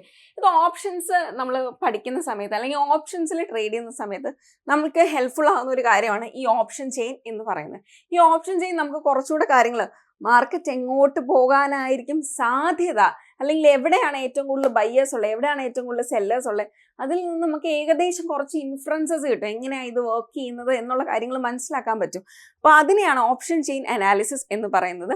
അപ്പോൾ അത് നോക്കുമ്പോൾ കുറച്ചൊക്കെ ഒരു ഐഡിയ കിട്ടും. എസ്പെഷ്യലി നമ്മുടെ നിഫ്റ്റി പോലത്തെ ഉള്ളതിലൊക്കെ മാത്രമേ, നിഫ്റ്റി, ബാങ്ക് നിഫ്റ്റി, ഇതിലൊക്കെ മാത്രമായിരിക്കും ഇത് കൂടുതൽ വർക്ക്ഔട്ട് ആകുക. ഇനി അടുത്തതാണ് ഓപ്പൺ ഇൻട്രസ്റ്റ് എന്ന് പറയുന്നത്. എഗെയിൻ ഇത് നമ്മളുടെ ഈ ഓപ്ഷൻ ട്രേഡിംഗ്, ഫ്യൂച്ചേഴ്സ് ട്രേഡിംഗ്, ഇതിനൊക്കെയാണ് ഏറ്റവും കൂടുതൽ യൂസ്ഫുൾ ആകുന്നത്. ഇനി അടുത്ത news and result calendars. Every one, ഇത് വളരെ ഇമ്പോർട്ടൻ്റ് ആണ്. അതായത് ചിലപ്പോൾ നമുക്ക് എല്ലാ 3 മാസം കൂടുമ്പോൾ ക്വാർട്ടർലി റിസൾട്ട്സ് കമ്പനികൾ തരുന്നതാണ്. ആ ക്വാർട്ടർലി റിസൾട്ട് നല്ലതാണെങ്കിൽ, നല്ല റിസൾട്ട് ഉണ്ടെങ്കിൽ ആ ദിവസം ചിലപ്പോൾ നെക്സ്റ്റ് ഡേ നല്ല രീതിയിൽ ആ കമ്പനി റാലി ചെയ്തു എന്ന് വരും. വേറെ ഒരു കാര്യം കൂടെ ഉണ്ട്, നമ്മൾ ക്വാർട്ടർലി റിസൾട്ട് നല്ലതായിരിക്കും, പക്ഷെ എക്സ്പെക്റ്റഡ് റിസൾട്ട് കിട്ടിയിട്ടില്ല എന്ന് വിചാരിക്കുക, അങ്ങനെ ഉണ്ടെങ്കിൽ നല്ല ഫോൾ ആവാനും ചാൻസ് ഉണ്ട്. ഇങ്ങനെ ഉണ്ട് കേട്ടോ. റിസൾട്ട് നല്ലതായിട്ട് മാത്രം കാര്യമില്ല, എക്സ്പെക്റ്റഡിന് മേളിൽ പോകുമ്പോഴൊക്കെ ആയിരിക്കും നമുക്ക് നല്ല രീതിയിലുള്ള റിസൾട്ടുകളും കാര്യങ്ങളും ഒക്കെ ലഭിക്കുക. അപ്പോൾ ഈ ന്യൂസും ഇതൊക്കെ എന്താണ് മാർക്കറ്റിനെ എഫക്റ്റ് ചെയ്യുന്ന കാര്യം തന്നെയാണ്. ചിലപ്പോൾ ഒരു ലോങ് ടേം ഇൻവെസ്റ്റർ ആണെങ്കിൽ നമുക്ക് അത്രയും പ്രശ്നമില്ലായിരിക്കും. കാരണം ലോങ് ടേം ഇൻവെസ്റ്റിംഗ് അത് പ്രശ്നമല്ല, നമ്മൾ ഒരു വലിയ പീരീഡിലോട്ടാണ് ഇതിനെ ഹോൾഡ് ചെയ്യുന്നത്. അപ്പൊ അതിനിടയ്ക്ക് ചെറിയ ദിവസങ്ങളിൽ ലോസ് ഒന്നും വന്നെന്ന് പറഞ്ഞാൽ നമുക്കൊന്നും സംഭവിക്കാനില്ല. പക്ഷെ ഒരു ട്രേഡറിനെ സംബന്ധിച്ചിടത്തോളം ഇത് കുറച്ച് ഇമ്പോർട്ടൻ്റ് ആണ്. ഇനി സ്ക്രീനേഴ്സ് ഉണ്ട്. അതായത് നമുക്ക് ഈ നല്ല സ്റ്റോക്കുകൾ, ബെസ്റ്റ് സ്റ്റോക്സ്, അല്ലെങ്കിൽ ഇന്ന് വോളറ്റൈലിറ്റി ഉണ്ടാകാൻ സാധ്യതയുള്ള, അല്ലെങ്കിൽ ഇന്ന് മൂവ്മെന്റ് ഉണ്ടാകാൻ സാധ്യതയുള്ള സ്റ്റോക്കുകൾ നമുക്ക് സ്ക്രീനേഴ്സിൽ നിന്ന് മനസ്സിലാക്കാൻ പറ്റുന്നതാണ്. നമുക്ക് സ്ക്രീനേഴ്സും കാര്യങ്ങളും അവൈലബിൾ ആണ്. ഇതിൽ നോക്കുമ്പോൾ നമുക്ക് ഏറ്റവും ബെസ്റ്റ് ആയിട്ട് അല്ലെങ്കിൽ ടോപ്പ് 3 സ്റ്റോക്സ് നമുക്ക് നോക്കിയെടുക്കാൻ പറ്റും. അപ്പോൾ അത് മനസ്സിലാക്കി അതിൽ നമുക്ക് ട്രേഡ് ചെയ്യാനായിട്ട് സാധിക്കുന്നതാണ്. അപ്പോൾ സ്ക്രീനേഴ്സ് നമുക്ക് ഹെൽപ്ഫുൾ ആണ്. മേജറായിട്ട് പറഞ്ഞാൽ ഈ ടെക്നിക്കൽ അനാലിസിസ്, സ്ക്രീനേഴ്സും ന്യൂസും നമുക്ക് എന്താണ് ബേസിക് ആയിട്ട് ഇമ്പോർട്ടൻ്റ് ആയിട്ടുള്ള കാര്യങ്ങളാണ്. ഇതൊക്കെ ജസ്റ്റ് ഒന്ന് അറിഞ്ഞിരിക്കുന്നത് നല്ലതാണ്. എസ്പെഷ്യലി നമ്മൾ ന്യൂസസ് ഒക്കെ ഒന്ന് ഈ കമ്പനീസിനെ പറ്റിയുള്ളതൊക്കെ ഒന്ന് ജസ്റ്റ് ഒന്ന് നോക്കി വെക്കുന്നത് നല്ലതാണ്, അറൗണ്ട് റിസൾട്ടിന്റെ സമയത്ത് എസ്പെഷ്യലി. ഇനി നമ്മൾ നേരത്തെ ഒരു ഇൻവെസ്റ്ററിന്റെ മൈൻഡ് സെറ്റ് എങ്ങനെ ആയിരിക്കണം എന്ന് പറഞ്ഞിട്ടുണ്ടായിരുന്നു. ഒരു ഇൻവെസ്റ്റർ ഇങ്ങനെ ആയിരിക്കണം ചെയ്യേണ്ടത്, ഒരു ഇൻവെസ്റ്റർ ഇത്രയും നാളത്തെ ഒരു ഫോക്കസോട് കൂടി വേണം ഇൻവെസ്റ്റ് ചെയ്യാൻ എന്നൊക്കെ പറഞ്ഞിട്ടുണ്ടായിരുന്നു. ഇനി എന്തായിരിക്കണം ഒരു ട്രേഡറിന്റെ മൈൻഡ് സെറ്റ് എന്ന് നമുക്ക് നോക്കുകയാണെങ്കിൽ, ട്രേഡറിന്റെ മൈൻഡ് സെറ്റ് ഒരു സ്പീഡായിരിക്കണം. അതായത് നമുക്ക് പെട്ടെന്ന് തന്നെ ഡിസിഷൻ എടുക്കാൻ സാധിക്കണം. അതായത് ഇപ്പോൾ ഒരു നല്ലൊരു ട്രേഡ് കണ്ടു, ഇന്ന ലെവലിൽ നിൽക്കുകയാണ്, നമുക്ക് അപ്പോൾ ഡിസിഷൻ എടുക്കാൻ സാധിക്കണം. To buy or not to buy എന്നൊരു ഡിസിഷൻ എടുക്കാൻ സാധിക്കണം. പിന്നെ ഡിസിപ്ലിൻ വേണം. നമ്മൾ കാണുന്ന എല്ലാ ട്രേഡും വാരി വലിച്ചെടുക്കരുത്. ദിവസം ഇത്ര ട്രേഡ്സ് ഒന്നും ഉണ്ടായിരിക്കണം, കൃത്യമായിട്ടുള്ള റിസ്ക് റിവാർഡ് ഉണ്ടായിരിക്കണം, കൃത്യമായിട്ട് പൊസിഷൻ സൈസ് ചെയ്തിട്ടുണ്ടാവണം. ഇതൊക്കെ ചെയ്തിട്ട് മാത്രം ട്രേഡ് എടുത്താലേ പ്രോഫിറ്റബിൾ ആകത്തുള്ളൂ. ഞാൻ റിസ്ക് റിവാർഡിന്റെ ഒക്കെ വീഡിയോസ് ചെയ്തിട്ടുണ്ട്, നിങ്ങൾക്ക് ഇതൊക്കെ ചെക്കൗട്ട് ചെയ്ത് നോക്കാവുന്നതാണ്. ഇനി നമ്മൾ ഏറ്റവും വലിയ മിസ്റ്റേക്ക് എന്ന് പറയുന്നത്, അത് ഞാൻ എടുത്ത് പറയേണ്ട ഒരു കാര്യമാണ്. ഏറ്റവും വലിയ മിസ്റ്റേക്ക് ഒരു ട്രേഡർ ചെയ്യുന്നത് എന്താണെന്നറിയോ? ലോസസ് ഹോൾഡ് ചെയ്യും. അതായത് 100 രൂപയ്ക്ക് ഒരു സ്റ്റോക്ക് വാങ്ങിച്ചു, അത് ചെറുതായിട്ട് കയറി, ഓക്കെ, അത് ചെറുതായിട്ട് കയറി ഒരു 105 രൂപയിലെത്തി, അങ്ങനെ വിചാരിക്കാം. എന്നിട്ട് ഇത് നേരെ താഴോട്ട് വന്നു, ഓക്കെ, താഴോട്ട് വന്ന് ഏകദേശം 90 റുപ്പീസിലെത്തിയേ. ഇവിടെ 100-ൽ നിന്ന് 90 എത്തി. 90 എത്തുമ്പോഴത്തേക്കും നമുക്ക് എക്സിറ്റ് ചെയ്യാറായിട്ടുണ്ടാകും. നമ്മൾ ലോസ് അത്രയായിട്ടുണ്ട്, എക്സിറ്റ് ചെയ്യാറായിട്ടുണ്ട്. ചിലപ്പോൾ നമ്മൾ എക്സിറ്റ് ചെയ്യത്തില്ല. 105 വരെ പോയ സാധനമല്ലേ, അത് ഇനിയും ഒരിക്കലും കുറയത്തൊന്നുമില്ല എന്ന് പറഞ്ഞ് വീണ്ടും നമ്മൾ വെയിറ്റ് ചെയ്യും. ചിലപ്പോൾ അത് 80 ആവുന്നുണ്ടാവും, നമ്മൾ എന്നിട്ടും വെയിറ്റ് ചെയ്യും. ചിലപ്പോൾ അത് 70-ലോട്ട് പോകും, ചിലപ്പോൾ വെയിറ്റ് ചെയ്യും. അത്യാവശ്യം നമ്മുടെ കയ്യിൽ നിന്ന് പൈസ പോയതിനു ശേഷം മാത്രമായിരിക്കും നമ്മൾ എന്ത് ചെയ്യുന്നത്, ഈ ഒരു ട്രേഡിൽ നിന്ന് എക്സിറ്റ് ചെയ്യുക. ഒരിക്കലും നമ്മൾ അങ്ങനെ ചെയ്യാനായിട്ട് പാടില്ല. എപ്പോഴാണ് നമ്മൾ ഇതെല്ലാം ഡിഫൈൻഡ് ആയിരിക്കണം. അതായത് എൻട്രി ഇവിടെയാണ്, എക്സിറ്റ് ഇവിടെയാണ്, അല്ലെങ്കിൽ സ്റ്റോപ്പ് ലോസ്, എനിക്ക് എത്രത്തോളം ലോസ് മാക്സിമം വരാം, ഇതെല്ലാം ഓൾറെഡി ഡിഫൈൻഡ് ആയിരിക്കണം. അതിനനുസരിച്ച് മാത്രം ട്രേഡുകൾ എടുക്കുക. അതല്ലാത്ത പക്ഷം നമുക്ക് മുന്നോട്ട് പോകത്തില്ല. കുറച്ച് നാളൊക്കെ ട്രേഡ് ചെയ്യാനൊക്കെ പറ്റും, മുന്നോട്ട് പോകത്തില്ല. കാരണം ലോസുകൾ വളരെ കൂടുതലായിട്ട് നമുക്ക് വരുന്നതാണ്. ഇനി നമ്മൾ നോക്കുകയാണെങ്കിൽ ഇമോഷണൽ കൺട്രോൾ ഉണ്ടാണ്. ഒരുപാട് നമുക്ക് ഫിയർ ഉണ്ടെങ്കിൽ, ട്രേഡ് ചെയ്യുന്ന സമയത്ത് ഒരുപാട് ഫിയറും കാര്യങ്ങളും ഉണ്ട്, അല്ലെങ്കിൽ നമ്മൾ ഭയങ്കര ഗ്രീഡി ആണെങ്കിൽ നമുക്ക് ഒരു കറക്റ്റ് ഒരു ടാർഗറ്റ് ഉണ്ടാവും. ആ ടാർഗറ്റിൽ എത്തുമ്പോൾ എക്സിറ്റ് ചെയ്യുന്നതിന് വരെ നമ്മൾ വീണ്ടും ഹോൾഡ് ചെയ്ത് അതിനെ വെക്കുകയാണെങ്കിൽ, അല്ലെങ്കിൽ ഒരു പോയിന്റ് എത്തിയിട്ട് നമ്മൾ ഹോൾഡ് ചെയ്ത് വെക്കുകയാണെങ്കിൽ ചിലപ്പോൾ നമ്മൾ ഭയങ്കര ഗ്രീഡി ആയിട്ട് നിൽക്കുക. എന്നിട്ട് മാർക്കറ്റ് നേരെ റിവേഴ്സ് വരാനും ചാൻസ് ഉണ്ട്. അപ്പം ഗ്രീഡി ആവല് കൃത്യമായിട്ട് ഡിഫൈൻ ചെയ്തതിന് ശേഷം മാത്രം നമ്മൾ എന്ത് ചെയ്യുക, ഒരു ട്രേഡിൽ എൻ്റർ ചെയ്യുക, അതിനനുസരിച്ച് തന്നെ എക്സിറ്റ് ചെയ്യുക. ഇനി നമുക്ക് ട്രേഡിങ്ങും ഇൻവെസ്റ്റ്മെന്റ്സും തമ്മിലുള്ള വ്യത്യാസം എന്താണ് എന്ന് ജസ്റ്റ് ഈ സ്ക്രീനിലൂടെ ഒന്ന് മനസ്സിലാക്കാം.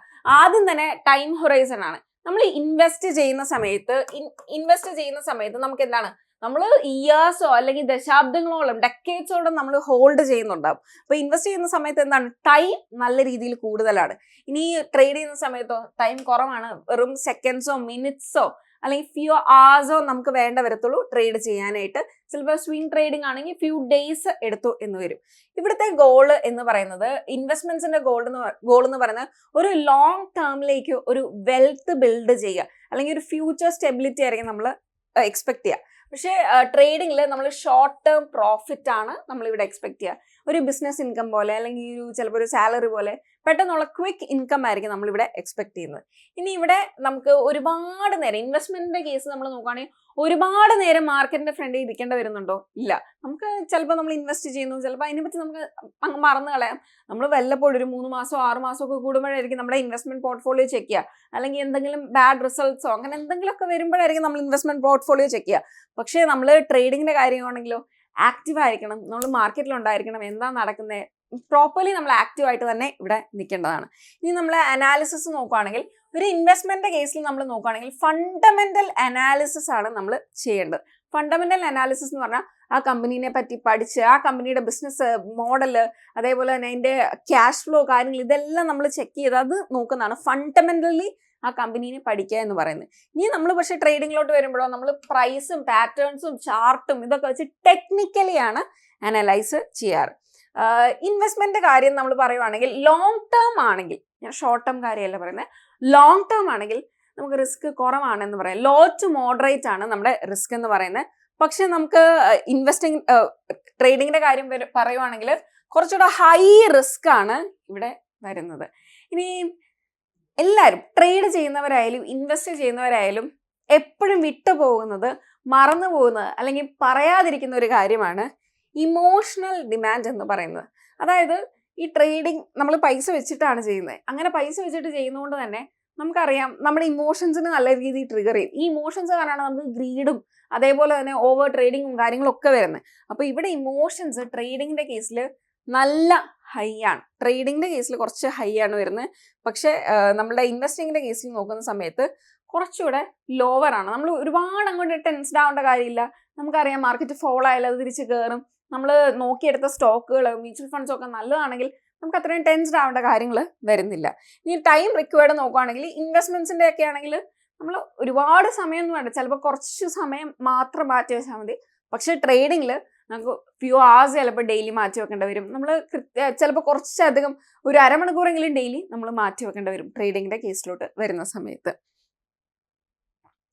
ഇനി റിസ്കിന്റെ കാര്യം കൂടെ നമ്മൾ അറിഞ്ഞിരിക്കണമല്ലോ. ട്രേഡിങ്ങും ഇൻവെസ്റ്റിങ്ങും പറയുന്ന സമയത്ത് നമ്മൾ ഏറ്റവും ഇമ്പോർട്ടൻ്റ് ആയിട്ട് പറയേണ്ട കാര്യമാണ് റിസ്ക് എന്ന് പറയുന്നത്.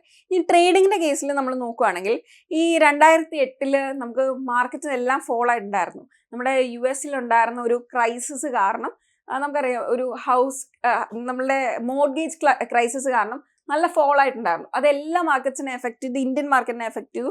അപ്പോൾ സെൻസെക്സ് ഒക്കെ നല്ല രീതിയിൽ ഫോൾ ആയിട്ടുണ്ടായിരുന്നു. അത് കഴിഞ്ഞിട്ട് നമ്മുടെ കോവിഡ് ക്രാഷിന്റെ സമയത്തും നല്ല രീതിയിൽ ഫോൾ ആയിട്ടുണ്ടായിരുന്നു. അപ്പോൾ ഇൻവെസ്റ്റേഴ്സ് ഇങ്ങനെ കൂട്ടി വന്നിരുന്ന പൈസ ആയിരിക്കും ചിലപ്പോൾ നല്ല ക്രാഷിൽ നല്ല ഫോൾ ആയിട്ടുള്ളത്. ഇതിന്റെ ഒരു ഭാഗമാണ് എന്ന് നമ്മൾ എപ്പോഴും മനസ്സിലാക്കേണ്ടതുകൊണ്ട് ഇതുമായിട്ട് നമ്മളെപ്പോഴും അഡാപ്റ്റഡ് ആയിട്ട് പോകേണ്ട ഒരു കാര്യമാണ്. ഇത് മനസ്സിലാക്കി ഇതുമായിട്ട് അഡാപ്റ്റ് ചെയ്യാനായിട്ട് തയ്യാറായിരിക്കണം. ചില സമയങ്ങളിൽ ഏതെങ്കിലും ഒരു ഡെക്കേഡിൽ ഒരു വട്ടമൊക്കെ നമ്മൾ ചിലപ്പോൾ ഇങ്ങനത്തുള്ള അവസ്ഥകൾ കണ്ടു എന്ന് വരും. അപ്പോൾ നമ്മൾ അതിന് പ്രിപ്പയർഡ് ആയിട്ട് തന്നെ ഇരിക്കേണ്ടതുണ്ട്. ഈ ട്രേഡിങ്ങിന്റെ കേസിലോട്ട് വരുമ്പോൾ പഠിച്ച് ട്രേഡ് ചെയ്യുക, അല്ലാതെ റാൻഡമായിട്ട് ഒരാൾ പറഞ്ഞു എന്നുള്ള പേരിൽ ട്രേഡ് ചെയ്യാതിരിക്കുക. പഠിച്ച് മാത്രമേ ട്രേഡ് ചെയ്യുക. കാരണം നമുക്ക് എല്ലാവർക്കും അറിയാവുന്ന ഒരു കാര്യമാണ്, ട്രേഡിങ്ങിന്റെ കേസിലോട്ട് വരുന്ന സമയത്ത് അറ്റ്ലീസ്റ്റ് 90% ആൾക്കാരും ലോസിലാണ് നിൽക്കുന്നത്. അപ്പോൾ അതിന് കാരണം എന്ന് പറയുന്നത് ഒരു ഐഡിയ ഇല്ലാതെ റാൻഡമായിട്ട് ആരെങ്കിലും പറയുന്ന കോൾസോ സിഗ്നൽസോ എന്തെങ്കിലും കേട്ടിട്ട് പോയി ട്രേഡ് ചെയ്യും. അങ്ങനെ ട്രേഡ് ചെയ്യുമ്പോൾ ഡെഫിനറ്റ്ലി നമുക്ക് ലോസ് ആയിരിക്കും വരിക. അപ്പോൾ കൃത്യമായിട്ട് ഇതൊന്ന് മനസ്സിലാക്കി എന്തൊക്കെ കാര്യങ്ങളാണ് ഇതിൽ വരുന്നതെന്ന് മനസ്സിലാക്കി ഇതിന്റെ റിസ്ക്കും റിവാർഡും കാര്യങ്ങളോ എന്താണ് ഇതിലുള്ളത് എന്നെങ്കിലും മനസ്സിലാക്കി ട്രേഡ് ചെയ്യാനായിട്ട് ശ്രദ്ധിക്കുക. അല്ലാത്ത പക്ഷം നമ്മൾ എന്ത് ചെയ്യുക, കുറച്ചൊന്ന് ട്രേഡിങ്ങിൽ നിന്ന് മാറി നിൽക്കുക. എഗെയിൻ ട്രേഡ് ചെയ്യുന്ന മോശമാണെന്ന് ഞാൻ പറയില്ല, പക്ഷെ പഠിച്ച് മാത്രം ട്രേഡ് ചെയ്യുക. ഇനി എങ്ങനെ നമുക്ക് ഇൻവെസ്റ്റ്മെന്റ്സിലോട്ട് സ്റ്റാർട്ട് ചെയ്യാൻ പറ്റും, അതേപോലെ തന്നെ ട്രേഡിങ്ങും എങ്ങനെ സ്റ്റാർട്ട് ചെയ്ത് ഇതിലെങ്ങനെയാണ് നമുക്കൊന്ന് തുടങ്ങാൻ പറ്റുന്നത് എന്ന് നോക്കാം. ആദ്യം തന്നെ നമുക്ക് ഇൻവെസ്റ്റ്മെന്റിന്റെ കേസിൽ നോക്കുകയാണെങ്കിൽ നമുക്ക് ഒരു ഡിമാറ്റ് ട്രേഡിംഗ് അക്കൗണ്ട് എന്തെങ്കിലും ഒരു കാര്യം വേണ്ടതാണ്. ഇപ്പോൾ നമ്മൾ ബേസിക് ആയിട്ട് പറയുകയാണെങ്കിൽ ഇപ്പോൾ നമ്മുടെ ഗ്രോ ഉണ്ട്, സെറോദ ഉണ്ട്, അപ്സ്റ്റോക്സ് ഉണ്ട്. ഇതിലെല്ലാത്തിലും നമുക്ക് എന്ത് ചെയ്യാൻ പറ്റും? ഇൻവെസ്റ്റ്മെന്റ്സ് സ്റ്റാർട്ട് ചെയ്യാൻ പറ്റുന്നതാണ്. ഡയറക്റ്റ് ഇക്വിറ്റി, ഇപ്പോൾ ഇക്വിറ്റിയിൽ ഡയറക്റ്റ് ഇൻവെസ്റ്റ് ചെയ്യാനാണെങ്കിൽ നമുക്ക് സെറോദയെ പറ്റും. ഗ്രോയിലാണെങ്കിൽ ഇക്വിറ്റി ഡയറക്റ്റ് ഇൻവെസ്റ്റ് ചെയ്യാൻ പറ്റും. മ്യൂച്വൽ ഫണ്ട്സിൽ ഇൻവെസ്റ്റ് ചെയ്യാൻ പറ്റും. അങ്ങനെ പല പല ഓപ്ഷൻസ് ഉണ്ട്. അപ്പോൾ എന്ത് ചെയ്യാം, നമുക്ക് ഒരു ഡിമാറ്റ് അക്കൗണ്ട് ഓപ്പൺ ചെയ്യുകയാണെങ്കിൽ ഡെഫിനറ്റ്ലി നമുക്ക് എന്ത് ചെയ്യാൻ പറ്റും? ഇൻവെസ്റ്റ്മെന്റ് തുടങ്ങാനായിട്ട് സാധിക്കും. കുറച്ചധികം സമയമൊന്നും എടുക്കത്തില്ല. കുറച്ച് സമയം നമ്മുടെ എല്ലാ കാര്യങ്ങളെയും ഒന്ന് പാൻ കാർഡൊക്കെ ഒന്ന് ലിങ്ക് ചെയ്യാനുള്ള സമയം, ചിലപ്പോൾ ഇതെല്ലാം കൂടെ ഒന്ന് പ്രോസസ്സ് ചെയ്യാൻ ഒരു 2 days എടുത്തു തരും. പക്ഷെ ഇത് ഫില്ല് ചെയ്യാനൊക്കെ വളരെ സിമ്പിളാണ്. ഞാൻ ഒരു വീഡിയോ ചെയ്തിട്ടുണ്ട് എങ്ങനെ ബ്രോക്കർ അക്കൗണ്ട് ഓപ്പൺ ചെയ്യാമെന്നുള്ളത്, നിങ്ങൾക്ക് ചെക്കൗട്ട് ചെയ്ത് നോക്കാവുന്നതാണ്. ഇനി നമ്മൾ KYC എല്ലാം പൂർത്തിയാക്കിയതിന് ശേഷം, മനസ്സിലാക്കിയതിന് ശേഷം നമുക്കൊരു SIP സ്റ്റാർട്ട് ചെയ്യാവുന്നതാണ്. മ്യൂച്വൽ ഫണ്ട്സിലോ എന്തിലെങ്കിലും ഏറ്റവും ബേസിക് ആയിട്ട് തുടങ്ങാൻ നമുക്ക് ഇത് ഇവിടെ പറയുന്ന ഒരു എക്സാമ്പിളാണ്. Nifty 50യുടെ നമുക്കൊരു ഇൻഡെക്സ് ഫണ്ട് വെച്ചിട്ട് നമുക്ക് എന്ത് ചെയ്യാൻ പറ്റും? ചെറിയ രീതിയിൽ തുടങ്ങാൻ പറ്റും. ജസ്റ്റ് ഒന്ന് സ്റ്റാർട്ടിങ് എന്ന രീതിയിൽ ചെയ്യാൻ പറ്റും. എന്നിട്ട് നമ്മൾ നമ്മുടെ റിസ്ക്കും കാര്യങ്ങളും എന്തൊക്കെയാണ് എന്നുള്ളത് നോക്കിയിട്ട് മാത്രം, നമുക്ക് ഇപ്പോൾ വലിയൊരു തുക നിക്ഷേപിക്കുന്നുണ്ടെങ്കിൽ അതൊക്കെ എത്രത്തോളമാണ് നോക്കിയതിന് ശേഷം മാത്രം, അതിനെപ്പറ്റി പഠിച്ച് മനസ്സിലാക്കിയതിന് ശേഷം മാത്രം ഇൻവെസ്റ്റ് ചെയ്യുക. ജസ്റ്റ് ഒരു സ്റ്റാർട്ടിങ് എന്ന രീതിയിൽ ഒരു 500 രൂപയ്ക്ക് സ്റ്റാർട്ട് ചെയ്യണമെന്നുണ്ടെങ്കിൽ നമുക്ക് ചെയ്യാൻ പറ്റുന്നതാണ്. ഇപ്പോൾ Nifty 50യുടെ ഇൻഡെക്സ് ഫണ്ട്സിലൊക്കെ നിങ്ങൾക്ക് സ്റ്റാർട്ട് ചെയ്യാം. ഇഗെയിൻ ഞാൻ എടുത്ത് പറയുകയാണ്, അല്ലാത്ത പക്ഷം നിങ്ങൾ കൃത്യമായിട്ട് നോക്കിയതിന് ശേഷം മാത്രം ഇൻവെസ്റ്റ് ചെയ്യാം. ഇനി ഇൻവെസ്റ്റിങ്ങിനെ പറ്റി ഇനി പഠിക്കണം എന്നുണ്ട്, ഇൻവെസ്റ്റിംഗ് എന്താണെന്ന് അറിയണം എന്നുണ്ട്. ഇതിൽ സെറോദയുടെ വാസിറ്റിയിലെ നല്ല ഫ്രീ ആയിട്ട് നിങ്ങൾക്ക് വീഡിയോസ് കിട്ടും. ഇൻവെസ്റ്റിങ്ങിനെ പറ്റിയൊക്കെ പഠിക്കാൻ പറ്റും. ഫണ്ടമെന്റൽ അനാലിസിസിനെ പറ്റിയൊക്കെ അവിടെ പറയുന്നുണ്ട്. ബേസിക് ഐഡിയാസും കാര്യങ്ങളും നിങ്ങൾക്ക് കിട്ടും. അവിടെ നിന്ന് നിങ്ങൾക്ക് മനസ്സിലാക്കിയതിന് ശേഷം നിങ്ങൾക്ക് ഇൻവെസ്റ്റ് ചെയ്യാവുന്നതാണ്. ഇനി അടുത്തത് നമ്മൾ നോക്കുകയാണെങ്കിൽ നമ്മളുടെ ട്രേഡിംഗ് ആണ്. ട്രേഡിങ്ങിലോട്ട് നമ്മൾ നോക്കുമ്പോൾ ടെക്നിക്കൽ അനാലിസിസ് ഉണ്ട്. ഈ ടെക്നിക്കൽ അനാലിസിസ് പഠിച്ചതിന് ശേഷം നമ്മൾ ട്രേഡ് ചെയ്യുന്നതാണ് ഏറ്റവും നല്ലത്. ബേസിക് കാര്യങ്ങളെങ്കിലും മനസ്സിലാക്കുക. ഇതെല്ലാം പഠിച്ച് മാത്രം. അപ്പോൾ ടെക്നിക്കൽ അനാലിസിസ് പഠിക്കുന്നതിന് മുമ്പായിട്ട് ആദ്യം നമ്മൾ എന്ത് ചെയ്യണം? ഡിമാറ്റ് അക്കൗണ്ട് എടുക്കണം. ഡിമാറ്റ് അക്കൗണ്ടിൻ്റെ കാര്യങ്ങളെല്ലാം സെറ്റ് ചെയ്യുക. എന്നിട്ട് ഒരു 3 തൊട്ട് 6 മാസം വരെ പേപ്പർ ട്രേഡിൽ പ്രാക്ടീസ് ചെയ്യുക. ഞാൻ ബേസിക്കലി പേപ്പർ ട്രേഡിംഗ് എന്ന് പറഞ്ഞാൽ എന്താ, നമ്മൾ ഡയറക്റ്റ്ലി ഈ സ്റ്റോക്കിലൊന്നും എൻ്റർ ചെയ്യാതെ കുറച്ചധികം നാൾ നമ്മൾ സാധാരണ പോലെ ഇതിന് ആപ്സ് ഒക്കെ ഉണ്ട്. അപ്പോൾ നമുക്ക് ആ ആപ്സ് ത്രൂ നമുക്ക് വെർച്വൽ മണി വെച്ചിട്ട് നമുക്ക് ട്രേഡ് ചെയ്യാൻ പറ്റും. പക്ഷെ ഞാനത് അത്ര സജസ്റ്റ് ചെയ്യത്തില്ല. ഞാൻ പറയുവാണെങ്കിൽ ഒരു ക്വാണ്ടിറ്റിയോ ചെറിയ ക്വാണ്ടിറ്റീസ് വെച്ച് എടുത്തു നോക്കാം. നമുക്ക് ചാർജസും കാര്യങ്ങളായിട്ട് കുറച്ച് എമൗണ്ട് വരും. പക്ഷെ എന്നാൽ പോലും നമുക്കത് പഠിക്കാൻ പറ്റും.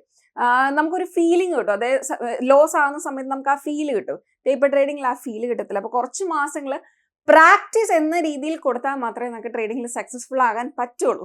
നമ്മൾ പെട്ടെന്ന് തന്നെ പൈസ ഉണ്ടാക്കാനൊന്നും പറ്റില്ല.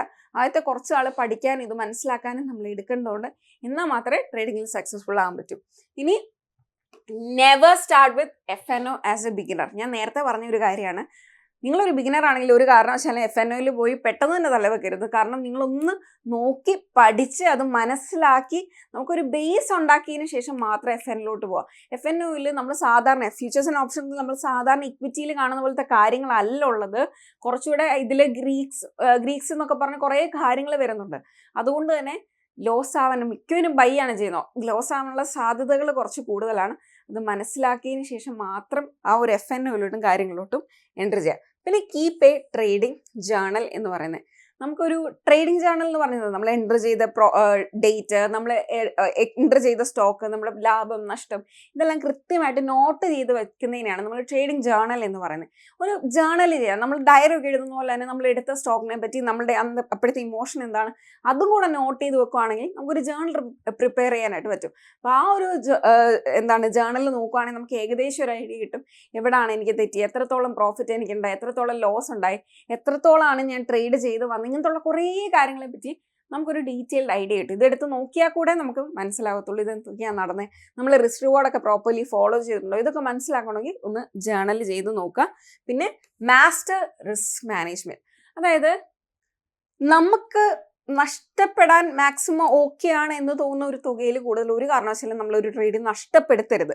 കാരണം വൺസ് അത് ലോസ് ആയാൽ പിന്നെ നമുക്കതൊന്നും തിരിച്ചു കൊണ്ടുവരണമെങ്കിൽ വളരെ ബുദ്ധിമുട്ടാണ്. അപ്പോൾ മാക്സിമം ലോസ് ഒക്കെ ഡിഫൈൻ ചെയ്ത് റിസ്ക് മാനേജ്മെന്റിനെ പറ്റി പഠിച്ച് മനസ്സിലാക്കിയതിന് ശേഷം പ്രോപ്പറായിട്ട് എക്സിക്യൂട്ട് ചെയ്യുക. ആ റിസ്ക് മാനേജ്മെന്റ് പ്രോപ്പർ അല്ലെങ്കിൽ നമുക്ക് ട്രേഡിങ് സക്സസ്ഫുൾ ആകാനായിട്ട് പറ്റില്ല. സോ അത് വളരെ ഇമ്പോർട്ടൻ്റ് ആണ്. ആ ഒരു കാര്യം എപ്പോഴും മനസ്സിൽ വെക്കുക. സോ ഈ വീഡിയോയിൽ സോ ഈ വീഡിയോയിലൂടെ നമ്മൾ എന്താണ് ട്രേഡിംഗ് എന്ന് പഠിച്ചു, എന്താണ് ഇൻവെസ്റ്റ്മെന്റ്സ് എന്ന് പഠിച്ചു, ഈ ഇൻവെസ്റ്റ്മെന്റ്സിന്റെ അണ്ടറിൽ വരുന്ന ഏതൊക്കെ തരം ഇൻവെസ്റ്റ്മെന്റ്സ് ഉണ്ട് എന്നുള്ള കാര്യങ്ങൾ നമ്മൾ മനസ്സിലാക്കിയിട്ടുണ്ട്. അതേപോലെ ട്രേഡിങ്ങിലോട്ട് വരുന്ന സമയത്ത് ഏതൊക്കെ ടൈപ്പ് ട്രേഡിംഗ് ഉണ്ട്, എന്താണ് ട്രേഡിംഗ്, നമ്മൾ കുറേ കാര്യങ്ങൾ വിശദമായിട്ട് നോക്കിയിട്ടുണ്ട്. എന്തെങ്കിലും ഡൗട്ട് ഉണ്ടെങ്കിൽ നിങ്ങൾക്ക് താഴെ കമന്റ് ചെയ്ത് ചോദിക്കാവുന്നതാണ്. ഈ ട്രേഡിങ്ങിനെ ബേസ് ചെയ്തിട്ടുള്ള കുറച്ചധികം വീഡിയോസ് ഞാൻ ഇതിനു മുമ്പ് ചെയ്തിട്ടുണ്ട്. നിങ്ങൾക്ക് ജസ്റ്റ് അതൊക്കെ ഒന്ന് ചെക്കൗട്ട് ചെയ്യാം. ബേസിക് ലെവലിലുള്ള വീഡിയോസ് ഇട്ടുണ്ട്. ജസ്റ്റ് അതൊന്ന് ചെക്കൗട്ട് ചെയ്താൽ നല്ല ക്ലാരിറ്റി കിട്ടും. അത് കഴിഞ്ഞും ഡൗട്ട്സ് ഉണ്ടെങ്കിൽ ഡെഫിനറ്റ്ലി നിങ്ങൾ കമന്റ് ചെയ്ത് ചോദിക്കാവുന്നതാണ്. ഞങ്ങളുടെ ഭാഗത്തുനിന്ന് റെസ്പോൺസ് ഉണ്ടാകുന്നതാണ്. So everyone, thank you and bye for today.